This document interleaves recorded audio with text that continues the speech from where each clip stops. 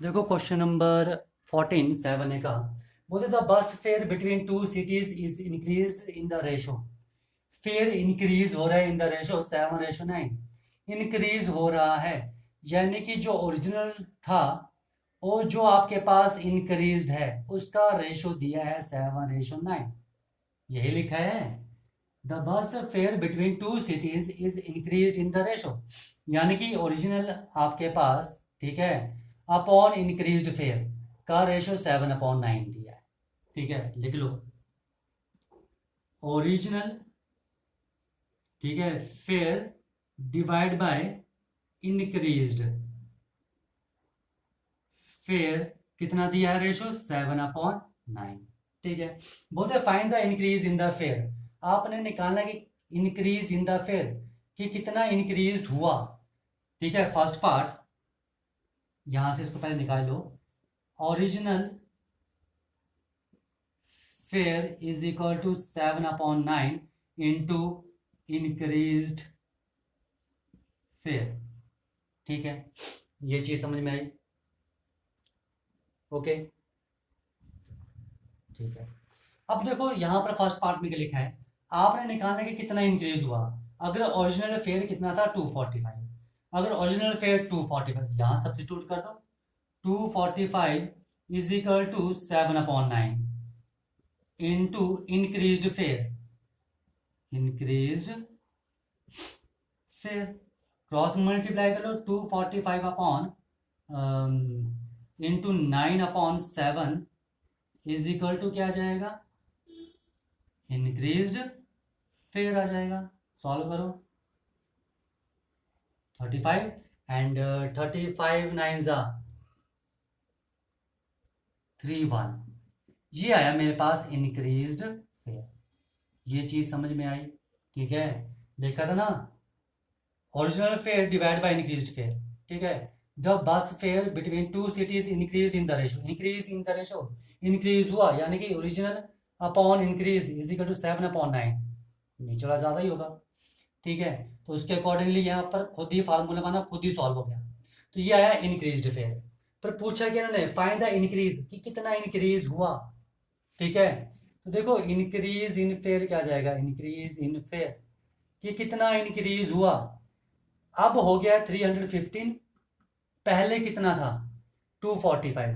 पहले ओरिजिनली 245 था, अब इंक्रीज होकर 315 हो गया है। तो कितना इंक्रीज हुआ माइनस करेंगे। ये चीज समझ में आ गई? कितना आ गया रुपीज, माइनस करो 70। तो 70 रुपीज इंक्रीज हुआ है। ये चीज समझ में आ गई? ठीक है, ये हो गया first part. Now second part में क्या लिखा है, द इंक्रीज्ड फेयर इज 207। ठीक है, अब ओरिजिनल फेयर नहीं दिया है, आपको ओरिजिनल फेयर निकालना पड़ेगा। अब क्या दिया, इंक्रीज्ड फेयर 207। तो इस फार्मूले का यूज करो यहां पर। ठीक है, तो क्या आ जाएगा, original fare, original fare is equal to 7/9 into increased fare. देखो ये पार्ट अलग है, ये अलग है। ठीक है, अब सेकंड पार्ट को करें तो इस फर्स्ट पार्ट को भूल जाओ। ठीक है, तो ओरिजिनल फेयर नहीं दिया है मेरे पास, ओनली इंक्रीज्ड फेयर दिया है कि इंक्रीज होके जो आया है। तो इंक्रीज होके कितना है 207। ये चीज समझ में आ गई? अब ओरिजिनल फेयर निकालो, कितना जाएगा 23 and which is equal to 161 rupees. ये ओरिजिनल फेयर आ गया। ठीक है, तो इंक्रीज कितना आ जाएगा, increase in fare is equal to, ठीक है, इंक्रीज कितना था 207 में से जो ओरिजिनल है वो माइनस कर दो 161। ठीक है, कितना आ गया रुपीज 39 प्लस 4 7, 39 प्लस 7 46 रुपीज। ठीक है, तो सेकंड पार्ट के अकॉर्डिंगली कितना फेयर इंक्रीज हुआ है 46 रुपीज फेयर इंक्रीज हुआ है। ये चीज आई समझ में? ठीक है,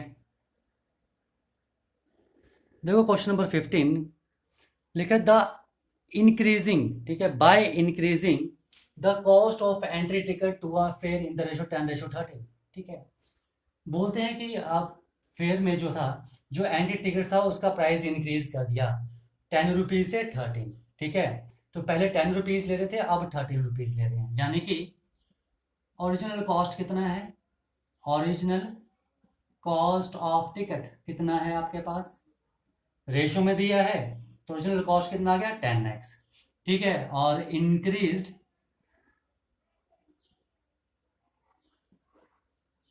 ठीक है, इंक्रीज्ड कॉस्ट कितना आ गया ऑफ टिकट, ठीक है, increased cost of ticket is equal to कितना आ चुका है 13x। आया समझ में। The number of visitor to the fair has decrease in the ratio 6:5। जो नंबर ऑफ विजिटर थे वो डिक्रीज हो गए, ठीक है, पहले 6 थे अब 5 हो गए, यानी कि ओरिजिनल नंबर ऑफ, ठीक है, विजिटर्स या initial cost of ticket and increased, या यहाँ आप इनिशियल कॉस्ट भी लिख सकते हो, ठीक है। ये आ गया initial cost of ticket 10x and present cost of ticket, ठीक है, वो भी ठीक है, आपकी मर्जी है। इनिशियल लिखना इनिशियल लिख लो, ओरिजिन लिखना ओरिजिन लिख लो, इनिशियल एंड प्रेजेंट, ठीक है। तो यहाँ पर भी क्या आ जाएगा, इनिशियल नंबर ऑफ विजिटर्स, पहले कितने थे 6, तो 6y, ठीक है। अब प्रेजेंट नंबर ऑफ विजिटर्स, ठीक है, प्रेजेंट नंबर ऑफ विजिटर कितने हैं 5y। अब देखो यहाँ पर मैंने x लिया y लिया, मैंने आपको पहले भी समझाया था। देखो यहाँ पर टिकट, यहाँ पर मेरे पास क्या है, ठीक है, जो हम यहाँ पर क्वांटिटी ले रहे हैं वो अलग चीज़ है, सॉरी जो यूनिट ले रहे हैं वो अलग चीज़ है। यहाँ टिकट की बात कर रहे हैं, यहाँ विजिटर्स की बात कर रहे हैं, यानी कि यहाँ पर रुपीज़ की बात कर रहे हैं, यहाँ पर नंबर ऑफ पर्सन की बात कर रहे हैं। तो इसलिए यहाँ पर अलग आएगा यूनिट x, और यहाँ पर हम अलग लेंगे रेशो में y, इसलिए ये अलग अलग आया समझ में, ठीक है। अब बोलते हैं in what ratio the total collection increase और डिक्रीज। टोटल कलेक्शन इंक्रीज और डिक्रीज होगी, कलेक्शन की बात करें कि जो उनको इनकम हो रही थी, ठीक है, इन विजिटर्स से जो पैसे मिल रहे थे उनसे जो इनकम हो रही थी, ठीक है, वो आपके पास कितनी इंक्रीज और डिक्रीज होगी, ये इन्होंने पूछा है, ठीक है। तो मुझे पहले कलेक्शन निकालनी पड़ेगी, ठीक है। तो देखो यहाँ पर मेरे पास इनिशियल कलेक्शन निकालनी पड़ेगी पहले, कि इनिशियल कलेक्शन कितनी थी, और मुझे प्रेजेंट कलेक्शन भी निकालनी पड़ेगी कि प्रेजेंट कलेक्शन कितनी थी, ठीक है। अगर मुझे इनिशियल कलेक्शन के बारे में पता है कि पहले मुझे कितना पैसा मिल रहा था, अब मुझे कितना पैसा मिल रहा है, अगर दोनों के बारे में पता है तो मैं बता सकता हूँ कि वो आपके पास इनकम इंक्रीज हो रही है या डिक्रीज हो रही है, ठीक है। तो देखो इनिशियल कलेक्शन क्या होगी, इनिशियली इतने रुपीज का एक टिकट था और विजिटर थे 6y। मान लो 10 रुपीज का टिकट था और विजिटर थे 6, तो कितनी कलेक्शन हुई, ठीक है। एक विजिटर जो है वो 10 रुपीज दे रहा है, तो 6 विजिटर कितने देगा 60, मल्टीप्लाई किया तो यहाँ पर भी क्या आ जाएगा 10x इंटू 6y, यानी कि 60xy कलेक्शन होगी। और प्रेजेंट कितना आ गया 13x इंटू 5y, यानी कि 65xy, इतनी कलेक्शन होगी। अब देखो यहाँ पर एक चीज, मुझे यहाँ पर इंक्रीज हो रही है इनकम की, डिक्रीज हो रही है। पहले कलेक्शन 60xy थी, अब 65xy है, ठीक है, यानी कि पहले कम थी अब ज्यादा है, ये तो xy सेम है, ठीक है। तो पहले 60 थी अब 65 है, यानी कि इंक्रीज हुई है। तो इनकम, तो मेरी कलेक्शन क्या हुई है इंक्रीज हुई है, तो मेरे पास क्या जाएगा इंक्रीज कलेक्शन, इंक्रीज्ड कलेक्शन, ठीक है, इन द रेशो, किस रेशो में इंक्रीज हुई है, ठीक है, इज ओरिजिनली क्या थी 60xy, ठीक है, रेशो प्रेजेंटली कितनी है 65xy। इसका मतलब क्या है 60xy upon 65xy, xy cut गया 60 अपॉन 65, यानी कि 5 12 एंड 5 13 12 अपॉन 13, मतलब 12:13 में इंक्रीज हुई है। ये चीज आए समझ में। तो देखो मैंने क्या किया, पहले इनिशियल कॉस्ट निकाले टिकट का और प्रेजेंट कॉस्ट। इनिशियली विजिटर कितने थे, जब 10x रुपीज की टिकट थी तो मेरे पास कितने विजिटर थे, जब मेरे पास टिकट का प्राइस इंक्रीज किया तो मेरे पास विजिटर डिक्रीज हो गए, ठीक है। अब उन्होंने आपसे पूछा तो कलेक्शन जो हो रही है आपको इंक्रीज हो रही है कि डिक्रीज हो रही है, तो मुझे टोटल कलेक्शन तो निकालनी पड़ेगी। तो इनिशियल कलेक्शन थी मेरे पास, ये लग गया पता कैसे निकाली थी, ठीक है, ये number of visitor multiply by cost of one ticket, ठीक है, तो मल्टीप्लाई किया, टोटल कलेक्शन आ गई। वैसे ही प्रेजेंट कलेक्शन आ गई।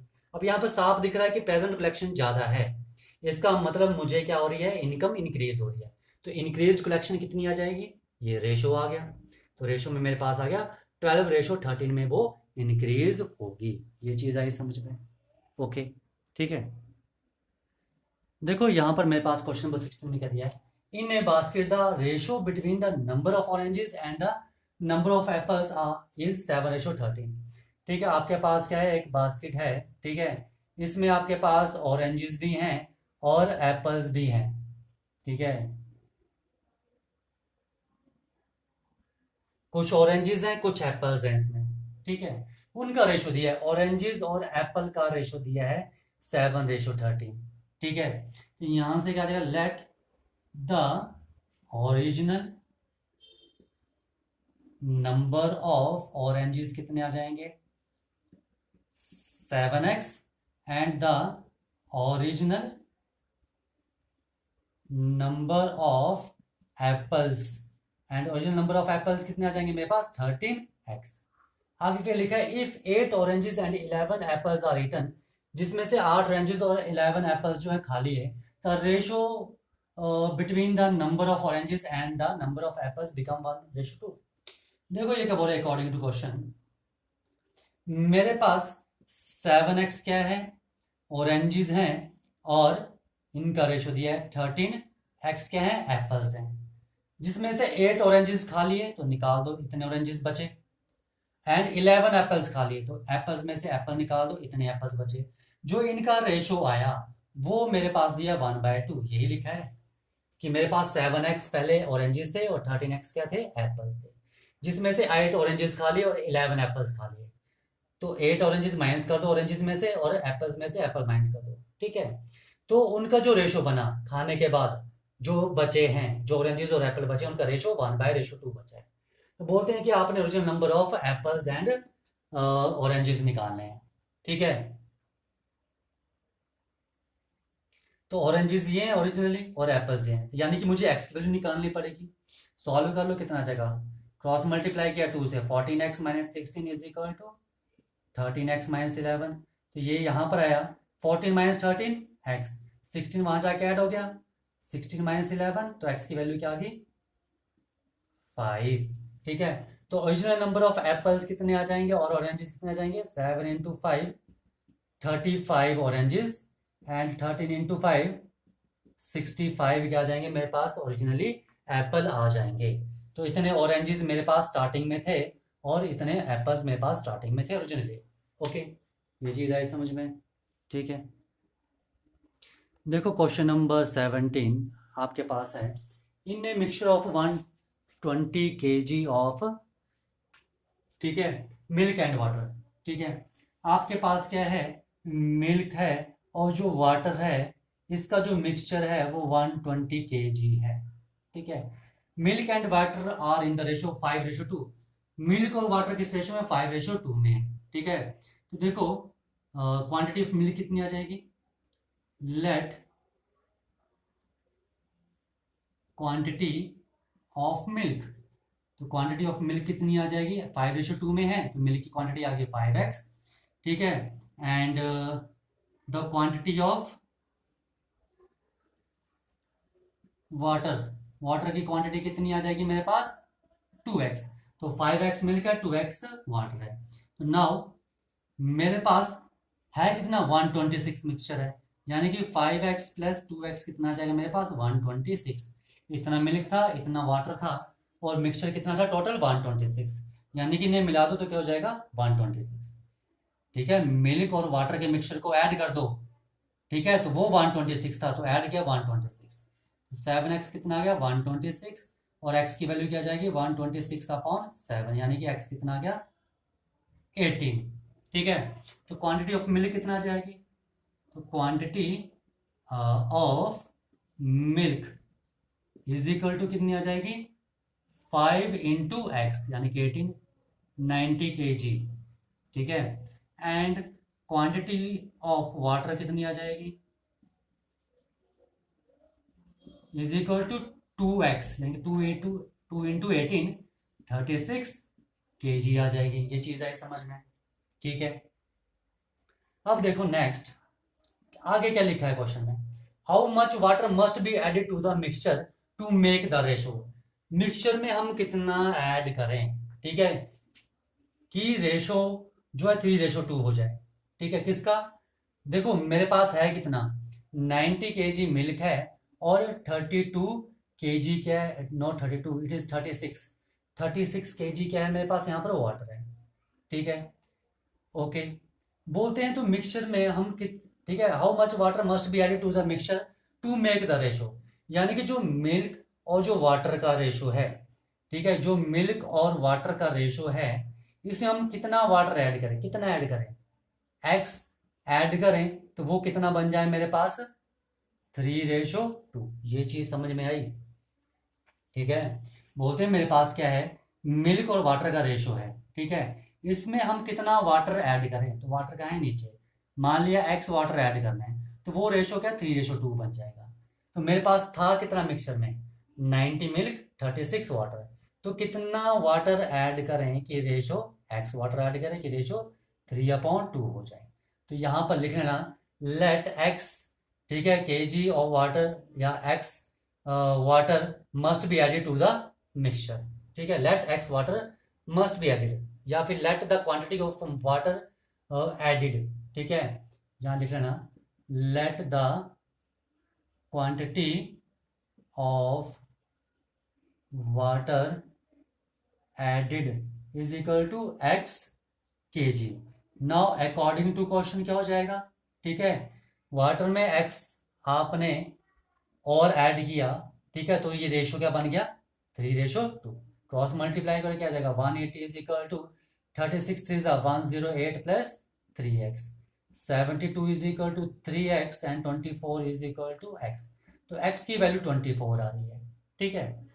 तो इन्होंने यही पूछा था कि कितना वाटर ऐड करें, तो हम 24 kg ऑफ वाटर ऐड करेंगे मिक्सचर में, ठीक है, यानी कि 126 में हम 24 ऐड करेंगे, ठीक है, तब मेरे पास जो रेशो है वो क्या बन जाएगा 3:2 बन जाएगा।